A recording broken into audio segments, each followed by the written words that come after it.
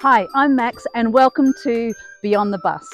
Now I'm going to take you back to early 2025, just after the fires swept through the Grampians and my experience living in the bush.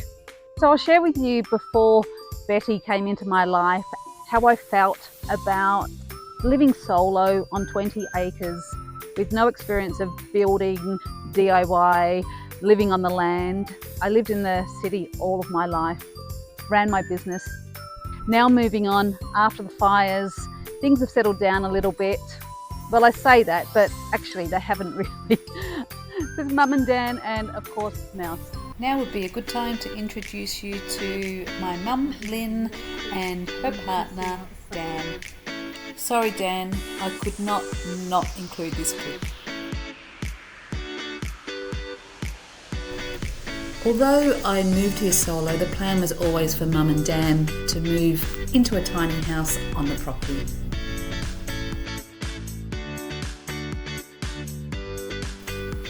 And of course, Mouse and Jaffa.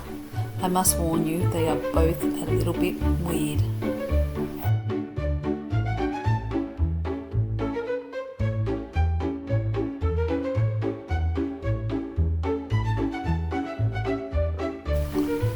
There'll be cameos of both Mouse and Jaffa during the episodes.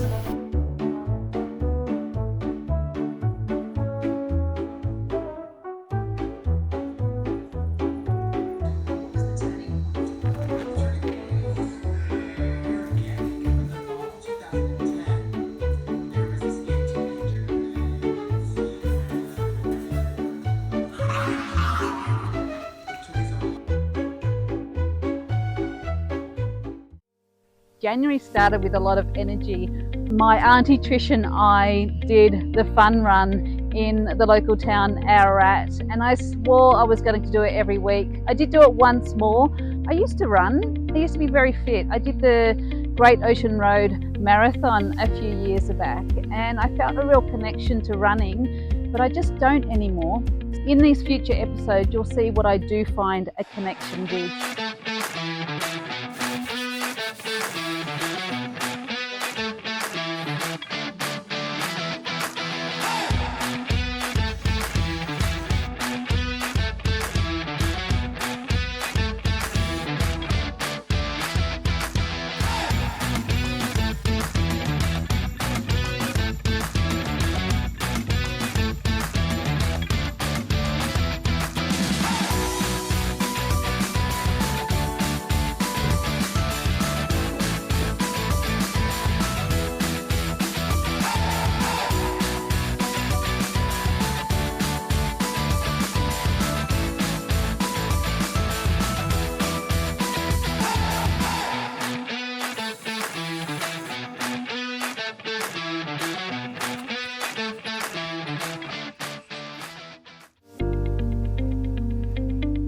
And then there's the wildlife, the kangaroos in my front garden, the birds every day, the bugs.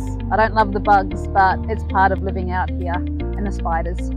One of the downsides of living out here is the injured wildlife. The car had just hit a kangaroo, drove off. I stopped, I called the wildlife,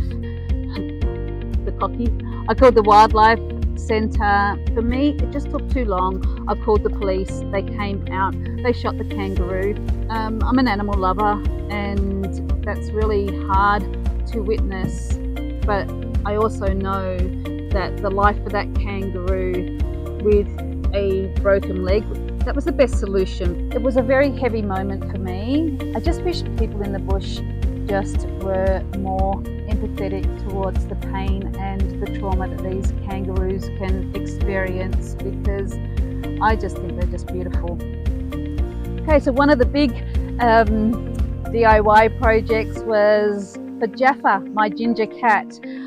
I found an old cat cage on Marketplace, renovated it, created a door from my bedroom so he can come in and out whenever he wants.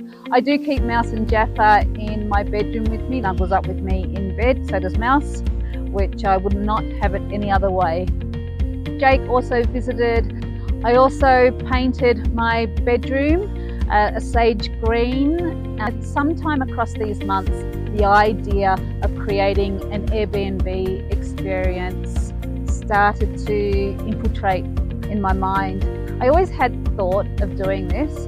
At first I started researching yurts. I went deep, spreadsheet deep, but then I decided it wasn't quite right, thinking about other options. So I started laying foundations for the outdoor bathroom. So the one I found on Marketplace was a whole thing trying to get it here. It was expensive. The first transport company couldn't lift it up, even though I'd given them the size, the weight, pictures of access, and then they got there and they couldn't do it. And then I had this amazing transport company. They helped level it. They just did everything from start to finish. It has a shower, a basin, a toilet. It's absolutely perfect. It's as ugly as anything, but I'm going to clad it and make it beautiful, so it will be fine. I have a vision. I was also offered a tall picket fence which was being pulled out, so I drove to Melbourne and I grabbed it because I had this thought about creating some sort of border for the guests. I really wanted to give them privacy, putting a fence near where the bathroom is so I couldn't see them going into the bathroom and they couldn't see me coming out of the house. I thought was a really good idea. There was no laundry, so we laid some concrete under the carport. I had never laid concrete, and you can tell, so it's not quite straight or all that level, but it will do for now. Later on, I do discover that it doesn't actually do for now, and I changed it all up, and I actually end up moving the washing machine into the bathroom, which was so much better. So suddenly I'm building things that I had never dreamed I would do. In the background of all of this, I still have my retail business that Mum and I have.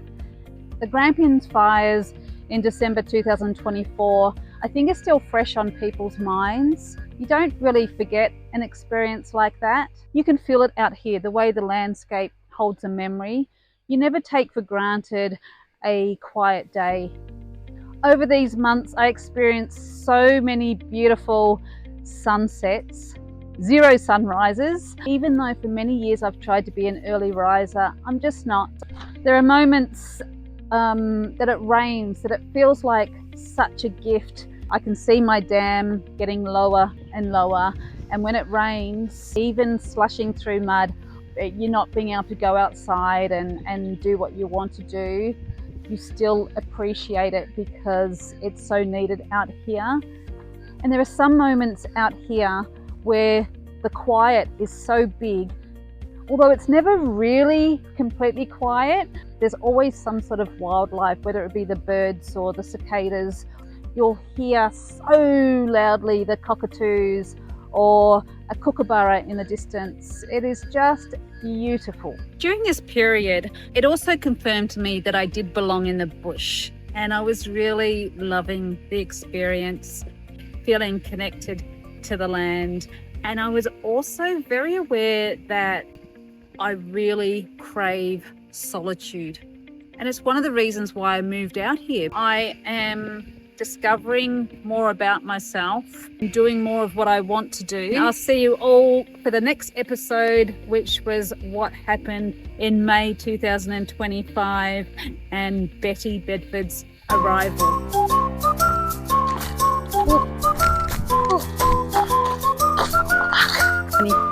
25.